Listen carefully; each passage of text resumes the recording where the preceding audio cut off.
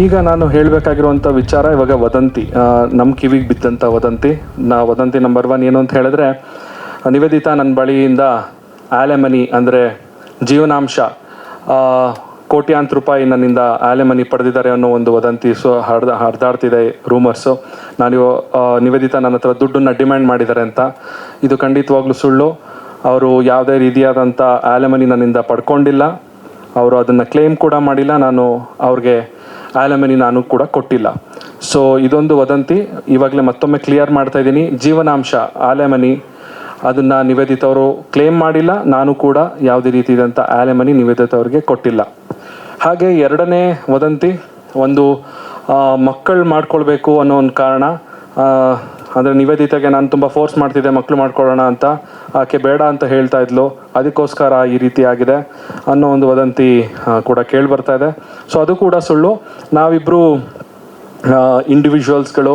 ಅವರು ಕೂಡ ಸಿನಿಮಾ ಇಂಡಸ್ಟ್ರಿಯಲ್ಲಿ ಒಳ್ಳೆ ಕರಿಯರ್ ಇದೆ, ನಾನು ಕೂಡ ಸಿನಿಮಾ ಇಂಡಸ್ಟ್ರಿಯಲ್ಲಿ ಕೆಲಸ ಮಾಡ್ತಾಯಿದ್ದೀನಿ.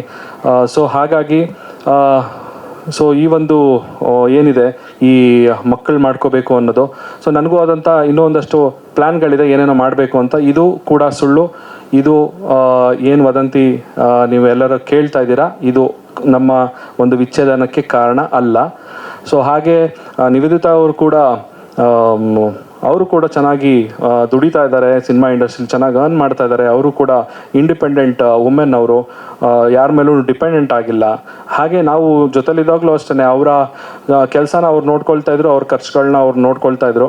ಸೊ ಹಾಗಾಗಿ ಮತ್ತೊಮ್ಮೆ 2 ಪಾಯಿಂಟ್ ಮತ್ತೆ ಕ್ಲಿಯರ್ ಮಾಡ್ತೀನಿ. ಒಂದು, ಅವ್ರು ಯಾವುದೇ ರೀತಿಯಾದಂಥ ಆಲೆಮನಿ ಕೂಡ ತಗೊಂಡಿಲ್ಲ, ಅಂದರೆ ಜೀವನಾಂಶ ಪಡ್ಕೊಂಡಿಲ್ಲ ನನ್ನ ಕಡೆಯಿಂದ.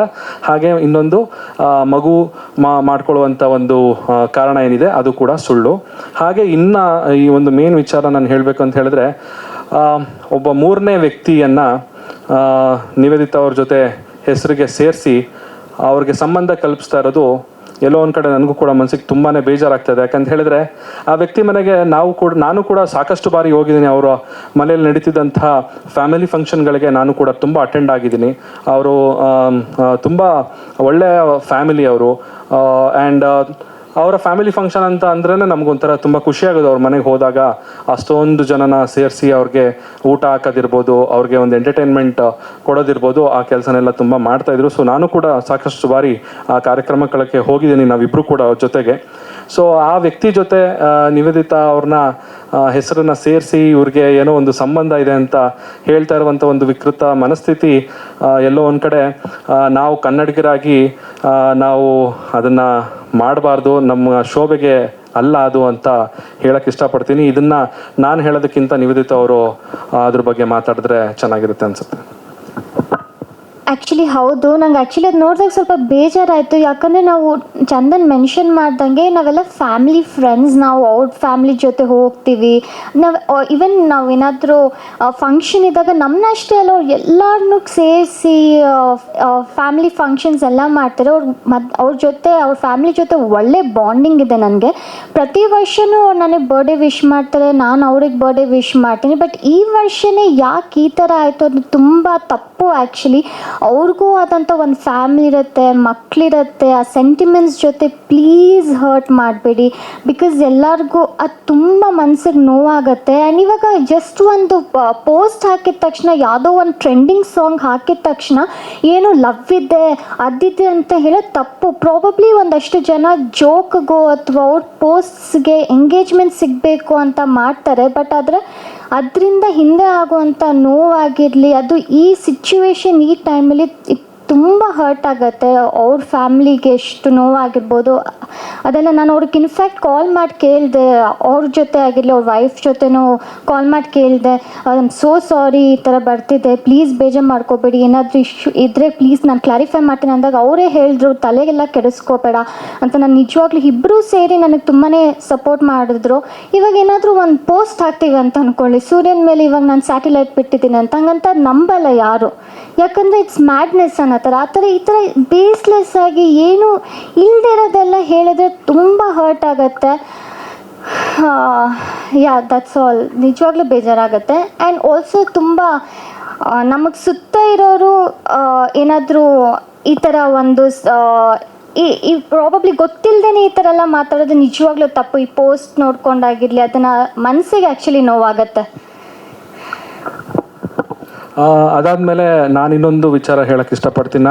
ಇನ್ನೊಂದು ವ್ಯಕ್ತಿ ಕೊಟ್ಟಿರುವಂಥ ಇಂಟರ್ವ್ಯೂ ಕೂಡ ನೋಡಿದೆ.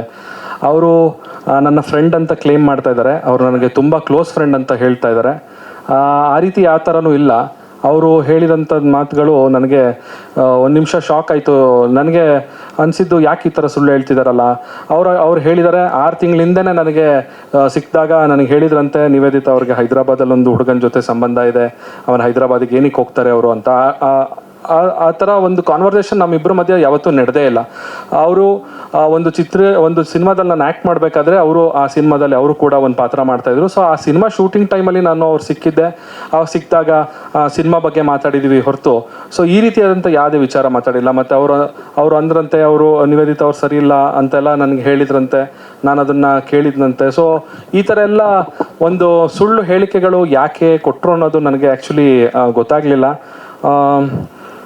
ಬೇರೆಯವರ ಮನೆ ಒಂದು ಪರ್ಸ್ನಲ್ ಲೈಫ್ ಅವ್ರಿಗೆ ಏನು ಸಂಬಂಧ ಇದೆ ಅನ್ನೋದು ನನಗೆ ಒಂದು ದೊಡ್ಡ ಕ್ವಶನ್ ಮಾರ್ಕ್ ಆಗಿ ನನಗೆ ಕಾಡ್ತಾ ಇದೆ ನನಗೆ ಇವಾಗ. ಬಿಕಾಸ್ ನಾವಿಬ್ಬರು ವಿಚ್ಛೇದನ ಪಡಿಬೇಕು ಅಂತ ನಾವು ಅಂದ್ಕೊಂಡಾಗ ನಮ್ಮ ಪೇರೆಂಟ್ಸ್ ಅವ್ರ ಜೊತೆ ಡಿಸ್ಕಸ್ ಮಾಡಿದಾಗ ಅವ್ರು ಹೇಳಿದಿಷ್ಟ, ನೋಡಪ್ಪ ನೀವು ಬುದ್ಧಿವಂತರು, ನಿಮ್ಗೆ ಆಲ್ರೆಡಿ ಸಮಾಜದಲ್ಲಿ ಒಂದು ಸ್ಥಾನಮಾನ ಲಭಿಸಿದೆ. ಸೊ ನಿಮ್ಮ ಒಂದು ಡಿಸಿಷನ್ನ ನೀವು ತಗೊಳ್ಳಿ ಅಂತ ನಮ್ಮ ತಂದೆ ತಾಯಿಗೆ ಇರ್ಬೋದು, ಅವ್ರ ತಂದೆ ತಾಯಿ ಆಗಿರ್ಬೋದು, ನಮಗೆ ನಮ್ಮ ಡಿಸಿಷನ್ ಮಾಡ್ಕೊಳ್ಳಿ, ನಿಮ್ಮ ಜೀವನ ನಿಮ್ಮ ಕೈಲಿದೆ ಅಂತ ನಮಗೆ ಬಿಟ್ಟರು. ಸೊ ಅವರೇ ಸುಮ್ಮನಿರ್ಬೇಕಾದಾಗ ಈ ಒಂದು ವ್ಯಕ್ತಿ ಯಾಕೆ ನಮ್ಮಿಬ್ಬರ ಪರ್ಸ್ನಲ್ ಲೈಫ್ ಒಳಗಡೆ ಬಂದ್ಬಿಟ್ಟು ನಾವೇ ಇವಾಗ ಪರಸ್ಪರ ನಾವಿಬ್ಬರು ಮ್ಯೂಚುವಲ್ ಕನ್ಸೆಂಟಿಂದ ಇಬ್ಬರ ಒಪ್ಪಿಗೆ ಮೇರೆಗೆ ನಾವು ಮುಂದೆ ಬಂದು ವಿಚ್ಛೇದನ ಪಡೆದಿರೋದು. ಸೊ ನಾವೇ ಇಬ್ಬರು ಇವಾಗ ಖುಷಿಯಾಗಿರಬೇಕು ಅಂತ ನಾವಿವಾಗ ಇದನ್ನು ಮಾಡಿದ್ದೀವಿ. ಸೊ ಇದ್ರ ಮಧ್ಯದಲ್ಲಿ ಮತ್ತೆ ನೀವು ಖುಷಿಯಾಗಿರಬೇಡಿ, ನೀವು ಜಗಳ ಆಡ್ತಾನೆ ಇರಬೇಕು ಅನ್ನೋ ಒಂದು ಮನಸ್ಥಿತಿ ಇಟ್ಕೊಂಡು ಯಾಕೆ ಬಂದು ನಮ್ಮಿಬ್ಬರ ಮಧ್ಯದಲ್ಲಿ ಇಲ್ಲದೇ ಇರುವಂತಹ ಒಂದು ಊಹಾಪೋಹಗಳನ್ನೆಲ್ಲ ನಮ್ಮ ಮನಸ್ಸಲ್ಲಿ ಬೀಜನ ಬಿತ್ತುತ್ತಾ ಇದ್ದೀರಾ ಅನ್ನೋದು ನನಗೆ ಗೊತ್ತಾಗ್ತಿಲ್ಲ. ದಯವಿಟ್ಟು ಇದನ್ನು ಇಲ್ಲಿಗೆ ನಿಲ್ಲಿಸ್ಬಿಡಿ. ಇದು ಯಾರಿಗೂ ಖುಷಿ ಕೊಡೋಂಥ ವಿಚಾರ ಅಲ್ಲ, ಇದು ಖುಷಿ ಕೊಡುವಂಥ ವಿಚಾರ ಅಲ್ಲ. ಅಂದರೆ ಈ ಥರ ವಿಚಾರಗಳನ್ನ ಮಾತಾಡಿಕೊಂಡು ಅದನ್ನು ಎಂಟರ್ಟೈನ್ಮೆಂಟ್ ಆಗಿ ಬಳಸ್ಕೊಳ್ಳೋದು ಎಲ್ಲೋ ಒಂದು ಕಡೆ ಮಾನವೀಯತೆ ಮರ್ತಂಗಿರುತ್ತೆ ಅಂತ ಅನಿಸುತ್ತೆ ನನಗೆ. ಸೊ ಹಾಗಾಗಿ ದಯವಿಟ್ಟು ಈ ರೀತಿಯಾದಂಥ ವದಂತಿಗಳು ಏನಿದೆ ಇದಕ್ಕೆ ಯಾರು ದಯವಿಟ್ಟು ಕಿವಿ ಕೊಡಬೇಡಿ. ನಾವಾಗೆ ಸ್ಪಷ್ಟನೆ ಕೊಟ್ಟಾಗಿದೆ ಇವಾಗ ನಮ್ಮ ಕಡೆಯಿಂದ. ಅಫ್ಕೋರ್ಸ್ ನಮ್ಮ ಜೀವನದಲ್ಲಿ ಅದನ್ನು ಬ್ಯಾಲೆನ್ಸ್ ಮಾಡೋಕ್ಕಾಗಲಿಲ್ಲ. ಎಲ್ಲರಿಗೂ ತುಂಬ ಖುಷಿ ಇತ್ತು ನಮ್ಮಿಬ್ಬರು ಜೋಡಿ ಚೆನ್ನಾಗಿದೆ, ನಿಮ್ಮ ಒಳ್ಳೆ ಜೋಡಿ ಅಂತ. ನಾವು ಅದನ್ನು ತುಂಬ ಬ್ಯಾಲೆನ್ಸ್ ಮಾಡಿದ್ವಿ, ಅದನ್ನು ಇನ್ನೂ ಮುಂದುವರಿಸ್ಕೊಂಡು ಹೋಗೋಣ ಅಂತ. ಬಟ್ ಸ್ಟಿಲ್ ಎಲ್ಲೋ ಒಂದು ಕಡೆ ಅದು ಸಾಧ್ಯವಾಗಲಿಲ್ಲ. ಅದಕ್ಕೆ ಈ ಒಂದು ಡಿಸಿಷನ್ನ ತೊಗೊಂಡಿದ್ದೀವಿ ನಾವು. ಆ್ಯಂಡ್ ಯಾ ಆ್ಯಂಡ್ ಆಲ್ಸೋ ಆ ವ್ಯಕ್ತಿ ಇವಾಗ ಚಂದನ್ ಮೆನ್ಷನ್ ಮಾಡಿದಂಗೆ ಡಿವೋರ್ಸ್ ಆಫ್ ಕನ್ವೀನಿಯನ್ಸ್ ಆ ಥರ ಎಲ್ಲ ವರ್ಡ್ಸ್ನ ಯೂಸ್ ಮಾಡಿದ್ದಾರೆ. ಅಂದರೆ ನಾವು ಡಿವೋರ್ಸ್ ತೊಗೊಂಡಿರೋದು ನಮ್ಮ ಕೆರಿಯರ್ನ ಬೆಳೆಸ್ಕೊಂಡು ಹೋಗೋದಕ್ಕೆ. ಅಂದರೆ ನಾನು ತೆಲುಗು ಡಿರೆಕ್ಟರ್ಸ್ ಹಿಂದೆ ಹೋಗಿ ಅವ್ರ ಹತ್ರ ಆಫರ್ಸ್ ಕೇಳೋದಕ್ಕೆ ಆಗಲಿ ಏನೇನೋ ಹೇಳಿದ್ದಾರೆ. ಬಟ್ ಅದೆಲ್ಲ ಟ್ರೂ ಅಲ್ಲ. ನನಗೇನು ಅನ್ಸುತ್ತೆ ಅಂದರೆ ನಾವು ನಿಜವಾಗ್ಲೂ ಟ್ಯಾಲೆಂಟೆಡ್ ಆಗಿದ್ರೆ ನಮಗೆ ಆಪರ್ಚುನಿಟೀಸ್ ಅದು ಬರುತ್ತೆ. ನಾನು ನನ್ನ ಫೀಲ್ಡಲ್ಲಿ ಇಷ್ಟು ವರ್ಷನೂ ಕೂಡ ಬ್ಯಾಕ್ ಟು ಬ್ಯಾಕ್ ಶೋಸ್ ಮಾಡಿಕೊಂಡು ಬ್ಯುಸಿ ಆಗಿದ್ದೀನಿ. ನನ್ನ ಮದುವೆ ಆಗಲಿ, ನಮ್ಮಿಬ್ಬರ ಮದುವೆ ನನ್ನ ಕೆರಿಯರ್ಗೆ ಏನು ಅದನ್ನು ಅಂದರೆ ಅದನ್ನು ಏನು ಕೆಳಗಡೆ ಮಾಡಿಲ್ಲ. ಅಂದರೆ ನಾವಿಬ್ಬರು ಮದುವೆ ಆಗಿರೋ ನನ್ನ ಕೆರಿಯರ್ ಗ್ರೋತಲ್ಲೇ ಇತ್ತು. ನಾವು ರೀಸನ್ ಏನಕ್ಕೆ ಅಂದರೆ ಮೇನ್ಲಿ ಬಿಕಾಸ್ ನಮ್ಮಿಬ್ಬರ ಮಧ್ಯೆ ಕಂಪ್ಯಾಟಬಿಲಿಟಿ ಇರಲಿಲ್ಲ. ಆ್ಯಸ್ ಚಂದನ್ ಮೆನ್ಷನ್, ಅವ್ರಿಗೇನು ಪ್ಲೆಷರ್ ಸಿಗ್ತಿದೆಯೋ ಸುಳ್ಳು ಹೇಳಿ, ನಂಗೆ ಆ ಕಾನ್ಫಿಡೆನ್ಸ್ ಇದೆಯಲ್ಲ, ಸುಳ್ಳು ಹೇಳೋದ್ರಲ್ಲಿ ಕಾನ್ಫಿಡೆನ್ಸ್ ನೋಡಿನೇ ನನಗೆ ತಲೆ ಕೆಟ್ಟೋಯ್ತು. ಒಬ್ಬ ಹಿಂಗೂ ಯೋಚನೆ ಮಾಡ್ಬೋದಾ, ಹಿಂಗೂ ಯೋಚನೆ ಮಾಡ್ತಾರ ಅಂತ. ಬಟ್ ಆ ಥರ ಏನೂ ಇಲ್ಲ. ಕ್ಲಿಯರ್ ಆಗಿ ಮೆನ್ಷನ್ ಮಾಡಬೇಕು ಅಂದರೆ it's just because mutual consent ನಾವಿಬ್ಬರು ಕಂಪ್ಯಾಟಬಲ್ ಇರಲಿಲ್ಲ ಅಂತ. ಮಕ್ಕಳು ಬೇಡ ಅಥವಾ ಬೇರೆಯವ್ರ ಜೊತೆ ಏನೋ ಲಿಂಕ್ ಮಾಡಿ ಅವ್ರ ಜೊತೆ ಫಾರಿನ್ಗೆ ಹೋಗಿ ಅದೆಲ್ಲ ಸುಳ್ಳು. ಪ್ಲೀಸ್ ರಿಕ್ವೆಸ್ಟ್ ಮಾಡ್ತೀನಿ, ಹಂಬಲ್ ರಿಕ್ವೆಸ್ಟ್, ಈ ಥರ ಯಾವುದೋ ರೂಮರ್ಸ್ನ ಪ್ಲೀಸ್ ನಂಬೇಡಿ. ಇವಾಗ ನಾವಿಬ್ಬರೇ ಅದಕ್ಕೆ ಕ್ಲಾರಿಟಿ ಕೊಟ್ಟಿದ್ದೀವಿ. ಪ್ಲೀಸ್ ಪ್ಲೀಸ್ ಪ್ಲೀಸ್, ಯಾಕಂದರೆ ಇದು ತುಂಬ ಸೆಂಟಿಮೆಂಟ್ಸಿಗೆ ಹರ್ಟ್ ಮಾಡುತ್ತೆ. ಆ್ಯಂಡ್ ನಮ್ಮ ಫ್ಯಾಮಿಲಿ ಆಗಿರಲಿ, ಫ್ಯಾಮಿಲೀಸು ಇದನ್ನು ನೋಡ್ತಿರ್ತಾರೆ, ಅವ್ರಿಗೂ ಹರ್ಟ್ ಆಗುತ್ತೆ. So please